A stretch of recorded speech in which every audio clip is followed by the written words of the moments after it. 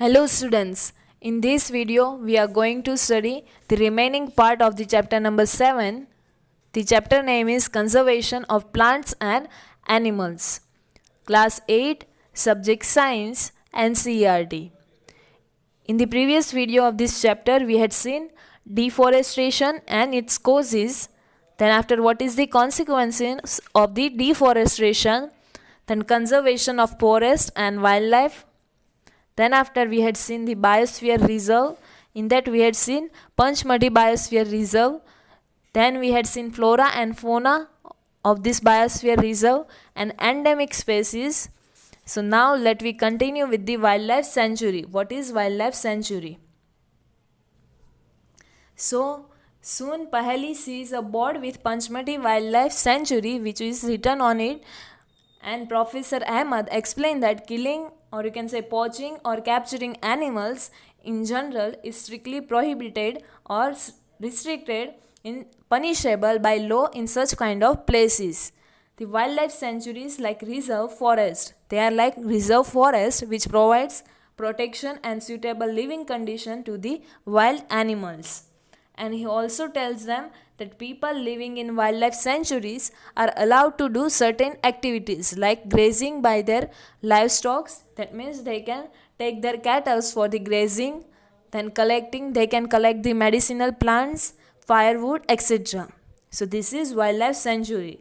And some of the threatened wild animals like black buck, white-eyed buck, elephant, golden cat, pink-headed duck.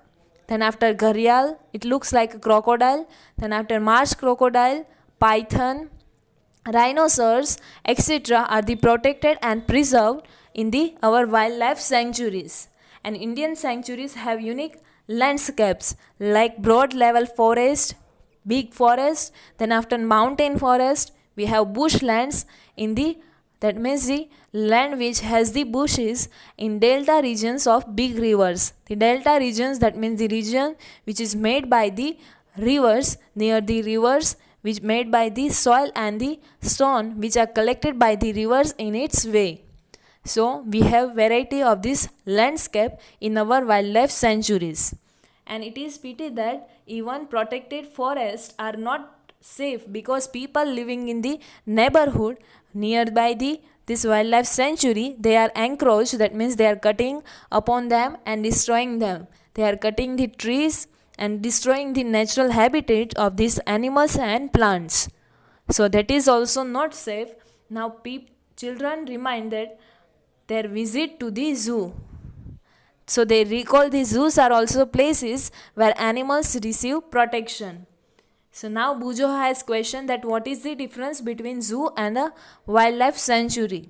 So in a zoo, wild animals and birds are enclosed in the cages. Whereas in the wildlife sanctuary, wild animals and birds can move freely in the forest.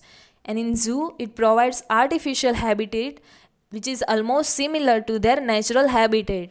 And in the wildlife sanctuary, it is a natural habitat for the animals.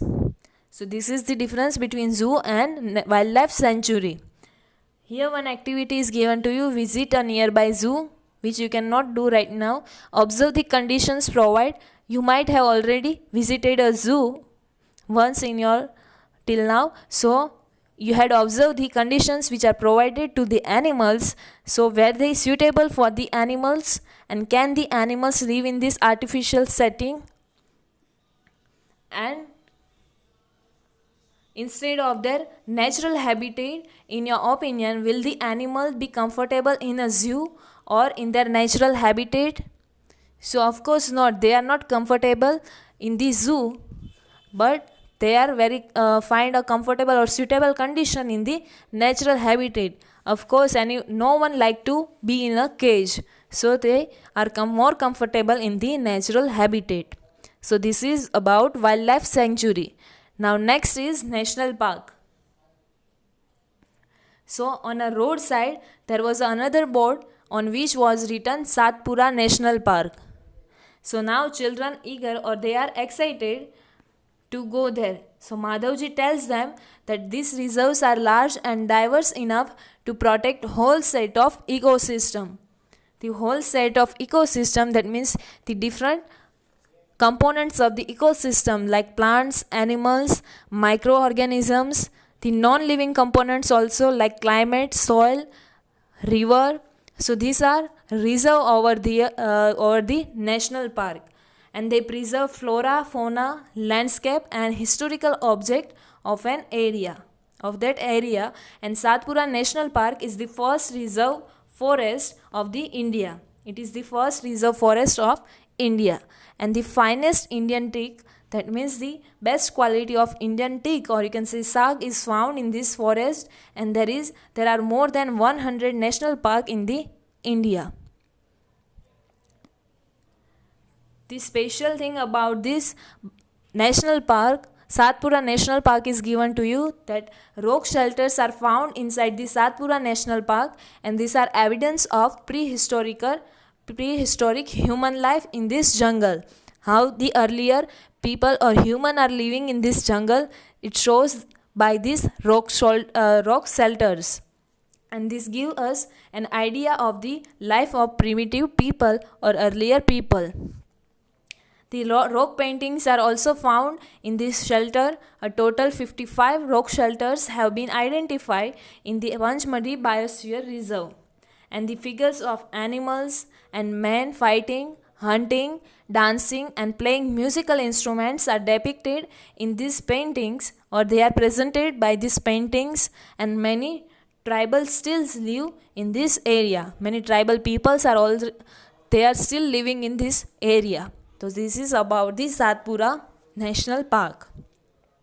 And as children move ahead, they move forward, they see a board with Satpura Tiger Reserve written on it, that is Tiger Reserve. So the Madhavji explained that Project Tiger was launched by the government to protect the tiger in the country. And the objective of this purpose was to ensure the survival and to make the condition for the survival and the maintenance of the tiger population in the country, to increase the tiger population in the country. So now Bujoha is wondering that are tigers still found in this forest? I hope I can see a tiger. So here tiger is shown to you in the picture. This tiger is one of the many species which are slowly disappearing from our forest, but the Satpura Tiger Reserve is a unique in the sense that a significant increase in the population of the tiger has been seen here. The tiger increase in population can be seen in this Satpura forest, which is reserved for the tigers. And once upon a time, animals like lion, elephants, then after wild buffaloes and Barsingha were also found in the Satpura National Parks. Earlier, these animals were also found in the Satpura National Park. Here in the picture, the tiger is shown to you. Then after this one is the wild buffalo, and Barsingha, which is look like a deer, is shown to you here. This one is the Barsingha. Then after animals whose numbers are diminishing, or you can say decreasing to a level that they might face extinction, are as follow, like they are known as the endangered animals. It may be possible that after a few years we cannot find these animals. So the animals which are facing or whose numbers are diminishing or decreasing to a level that they can face the extinction, so those kind of animals are known as the endangered animals. So Bujoha is reminded that of a dinosaur which became extinct a long time ago, and some of animals has been become difficult because of disturbance in their natural habitat. The survival of some of the animals become difficult because we are disturbing in their natural habitat, and Professor Ahmed tells them that in order to protect such plants and animals, we have to follow the rules, and strict rules are imposed, or strict rules should be there in all the national parks. And human activities such as grazing, poaching, hunting, capturing of animals, or collection of firewood, medicinal plants, etc. are not allowed in these national parks. So now Paheli has questioned that are only big animals facing extinction? So no, Madhavji is saying that Paheli, that small animals are much more in danger of becoming extinct as compared to the bigger animals.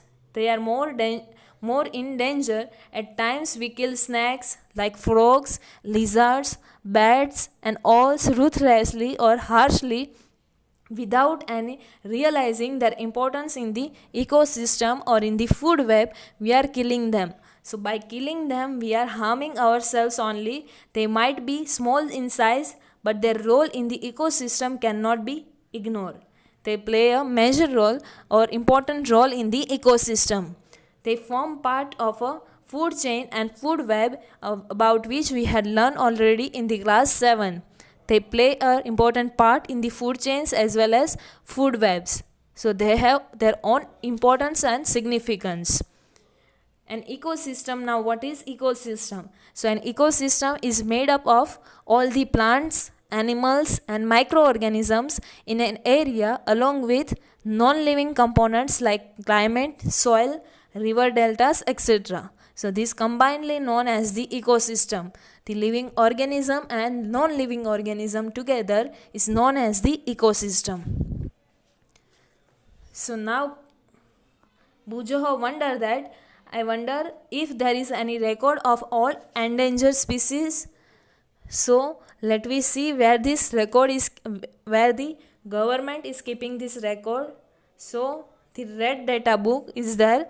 Professor Ahmed explains about red data books to the children, that he tells them that red data book is the source book which keeps a record of all endangered animals and plants. And this red data book is maintained internationally by an organization which is known as the International Union for Conservation of Nature, IUCN, International Union for Conservation of Nature. This organization maintains internationally this red data book in which the record of the endangered species and plants are there. And India also maintains red data book for plants and animals which are found in India. So now let we see about migration. So the excursion party, or you can say the people who came for the visit, then enter deeper into the forest. They go more forward in the forest under the guidance of Madhavji. They sit near the Tawa reservoir. That is the one river, Tawa reservoir, source of water. So now Paheli is saying that what would happen if we had no wood. Paheli is questioning that if we do not have any wood, then what would happen? Is there any alternative available to wood? So Paheli is saying that I know that paper is one of the important products we get from the forest. Paper is one product which we are getting from the wood and at the end from the forest. So now I wonder whether there are any alternative available for paper. So nowadays, as we are more depending on the technology, but however we cannot reduce or however we cannot nullify 100% the use of paper, so there is no alternative of the wood. Then after they move forward, and as we had discussed, they sit near the Tawa reservoir to relax for some time. Paheli observes some of the birds near the river, and Madhavji tells them that the children that these are migratory birds. These birds have flown or they fly over here and fly and came here from other parts of the world. So these migratory birds fly to far away areas every year during a particular time because of the climatic changes, because of the climate change of the place where they are living or where their habitat is there. And they fly for laying eggs as the weather in their natural habitat becomes very cold and inhospitable. That means the weather where they are living, their natural habitat, become very cold during certain time of the year, and inhospitable, that means that is not comfortable for them. So to lay eggs and to save themselves from the weather, they fly away and they come to the other places of the world. So the birds who cover long distance to reach another land are known as the migratory birds. That you had learned already in class 7.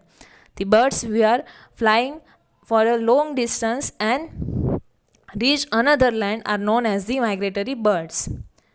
So now here the recycling of paper is given to you to save the wood and trees and at the end forest. So Professor Ahmed draws attention to the children to another cause of deforestation. One another reason for deforestation, he tells them that it takes 17 full grown trees to make 1 ton of paper. If we want to make 1 ton of paper, then it will take 17. We have to cut 17 full grown trees. So therefore we should save paper, and Professor Ahmed also tells that paper can be recycled 5 to 7 times for use. For 5 to 7 times we can recycle the paper. And if each student saves at least 1 sheet of paper in a day, then we can save many trees in a year. And we should save, reuse used paper, and we have to recycle this paper. By this we not only save trees, but we also save energy and water needed for manufacturing paper. By doing this we can save energy, water and trees which are needed for the manufacturing of paper.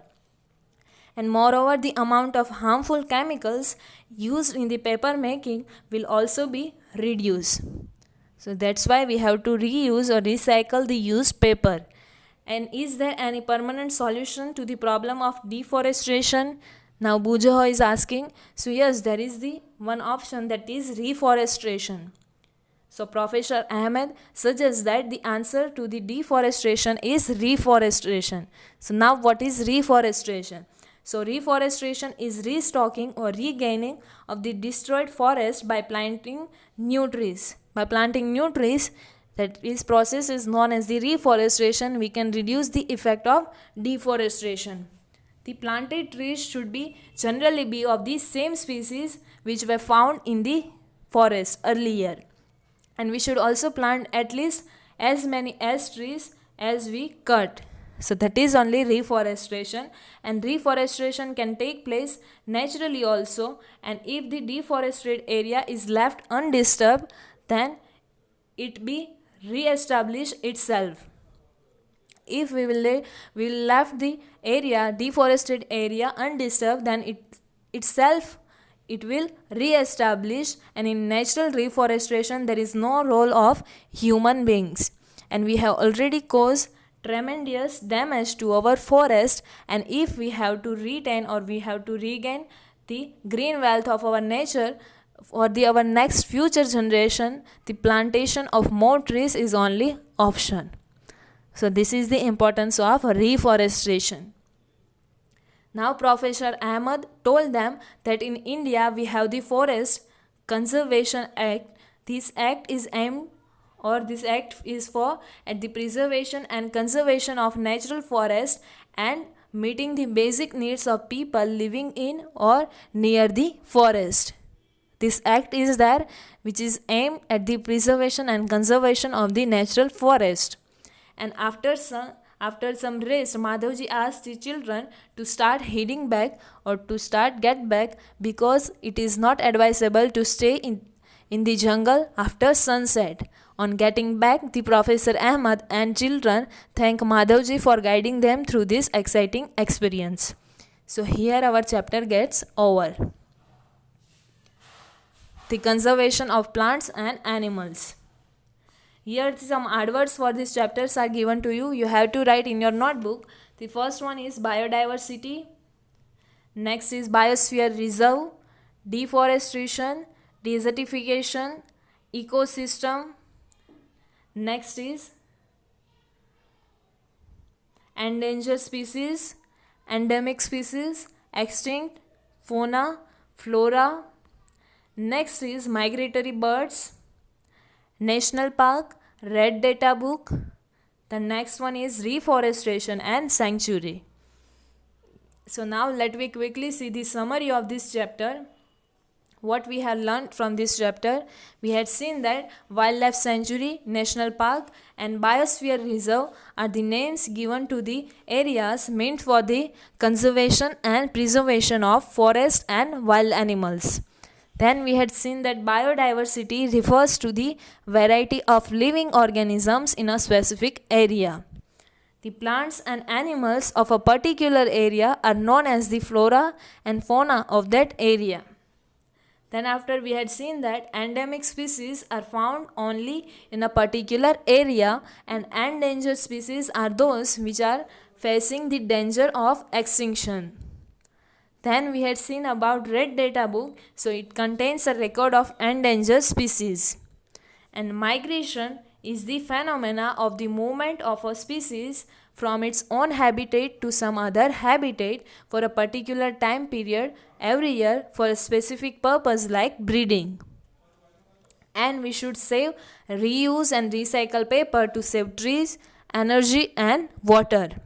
And at the last we had seen that reforestation is the restocking of destroying forest by planting new trees. So these are the things we had seen in this chapter. In the next video we will solve the textbook solution for this chapter. Thank you.